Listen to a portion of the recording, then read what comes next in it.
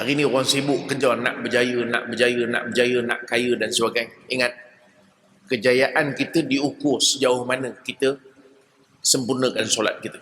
Cuma saya ingat ada satu benda saya nak tekankan sikit bila sebut tentang Isra' Mi'raj. Tuan-tuan, bila sebut Isra' Mi'raj, satu perkara yang ulama sepakat ia.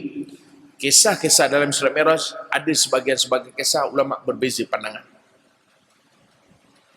Tetapi dalam hal Nabi SAW diberikan wahyu ataupun diberikan syariat atau pensyariatan solat, ulama sepakat mengatakan bahawa solat disyariatkan pada masa Isra' dan Mi'raj. Sebab itu bila sebut Isra' Mi'raj, jangan hanya kita seronok mendengar cerita. Ada satu benda penting yang Allah nak sampaikan pada kita dalam peristiwa itu, itulah ibadah solat. Dan hari ini tuan-tuan, ini juga perkara yang kita tengok semakin layu. Sebab itu saya nak ambil kesempatan ini untuk ingatkan saya dan juga tuan-tuan. Hari ini orang sibuk kerja, nak berjaya, nak kaya dan sebagainya. Ingat, kejayaan kita diukur sejauh mana kita sempurnakan solat kita. Kerana perkara yang pertama disebut oleh Nabi SAW, awwalu ma yuhasab bihil abdi, benda yang mula-mula akan dihisap dengan hambanya itu pada hari kiamat adalah solat. Sebab itu soal kejayaan kita, pangkat apa sekalipun, bisnes apa sekalipun, banyak mana harta kita, masyhur bagaimanapun kita, kalau solat kita gagal, kita dikira gagal. Sebab itu tuan-tuan, hari ni kena tengok keluarga kita. Susah tengok jauh-jauh, tengok keluarga kita. Sebab itu bila sebut Isra' Mi'raj, cerita pasal solat, jangan lupa. Muru auladakum bis salah wahum abna' sabah. Suruh anak umur 7 tahun.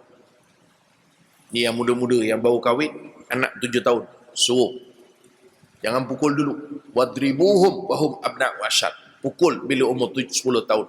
Itu pun bukan suruh pukul.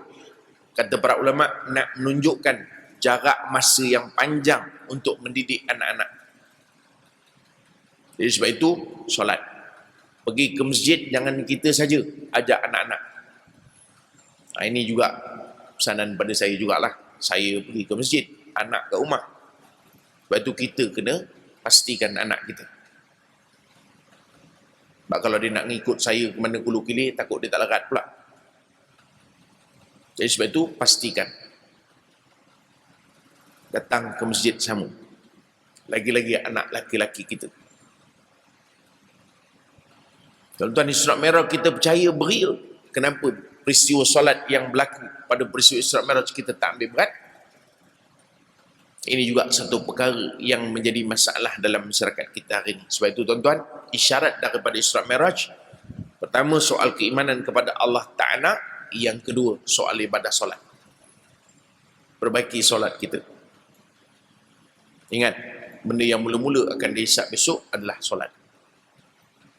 Sebab itu kata Nabi SAW, bila ditanya apakah amalan yang lebih baik, kata Nabi, as-salatu fi waqtiha. Solat pada waktu dia. Dan solat waktu dia tuan-tuan, itu ukuran kejayaan kita. Itu saya pesan orang lelaki-lelaki, kalau boleh solat lagi 5 waktu on time, tak payah bincang nak kahwin banyak lah, bawa tenang, menyemak aja. Tapi taklah maknanya tuan-tuan dah 5 waktu solat di masjid, tuan-tuan boleh nak kahwin pula. Itu pun belum pasti lagi. Cuma yang sibuk nak menikah, cukupkan 5 waktu, awal waktu. Selagi tak cukup, tak payah sibuk nak menikah lah. Soal dengan Allah Ta'ala pun kita tak boleh jaga, nak jaga orang kat belakang tu, bawa tenang. Faham tuan-tuan? Ni bukan cerita ustaz boleh kahwin, tak. Bawa tenang, ini bukan isu dia. Kita nak sebut, itu soal solat pun kita tak boleh handle. Tuan-tuan nak handle hati manusia, bawa tenang.